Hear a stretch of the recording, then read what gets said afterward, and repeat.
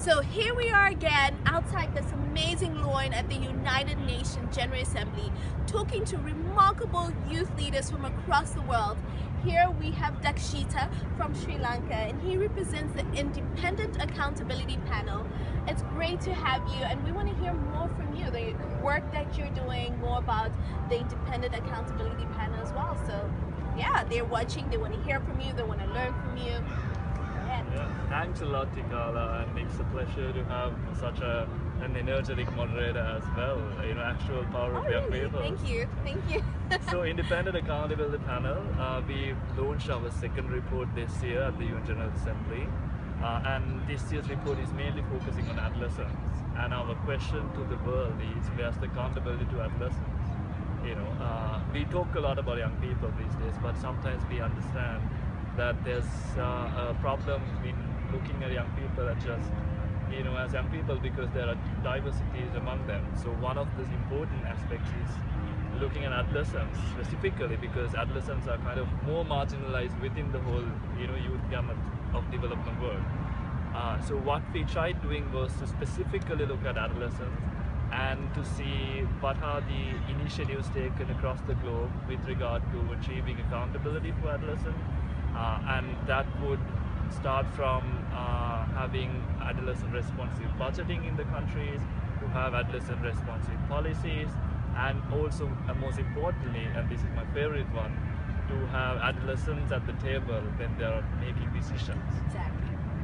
Exactly, and you know, with what you're saying with adolescent health, I mean, there's been a huge thing about there isn't enough evidence on adolescent health, and as well as how do we hold leaders accountable, you know, and the different commitments they make for adolescent health as well when it comes to even budget allocation. So it's great to hear about what you're doing. Are there particular things that, you know, that you're focusing on when it comes to adolescent health, or is it just general? It's mainly general, because we are not just looking at the health aspect of it, because health, we try to present it as the way it is. Health is a human right. So we are taking the human rights based approach. So that's why we talk a lot about meaningful adolescent and youth participation as well, and also financing for adolescents. So not just having a better service delivery, healthcare service delivery for adolescents, but to make sure that adolescents are empowered enough to make decisions on their own health, you know, on decisions on their body. So they will realize that they are rights holders. So they have a right to question the government, the medical professionals, or the doctors, or even their parents, to say that, you know, this is not what I want to do, I'd like to do this.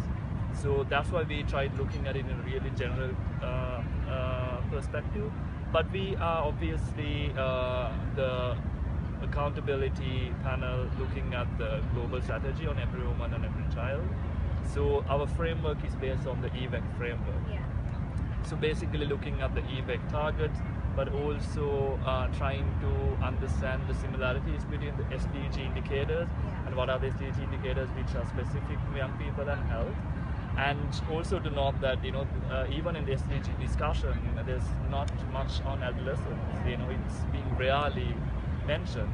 I just recently met with someone who was part of the voluntary national reviews at the high-level political forum, and the word adolescence was only mentioned by less than 5 countries who presented the VNRs. So this shows how important back at the countries for us to specifically work on adolescent health. Yeah. And I mean, you look at the whole life cycle, and you know how to see adolescents being 10, 20, 30 years being the future leaders of every country and economy and sector. So I mean, they do play a huge labor productivity of the country. So it is very crucial for us to invest in adolescents and their well-being and their health as well. So thank you so much, Daksitha, and I'm sure a lot of young people, maybe you could just hold it up. People can look out for this report, and can they find it online as well? Of course, they can look it up on IAP EWEC website. That's the IAP website, and we'll be also sharing it on our Twitter account. Okay, great. So I'm sure people watching and listening to this, they can able to just follow up, get the report, and see how you can get involved in holding our leaders and different service providers accountable for adolescent health. Right. Thank you very much for having me.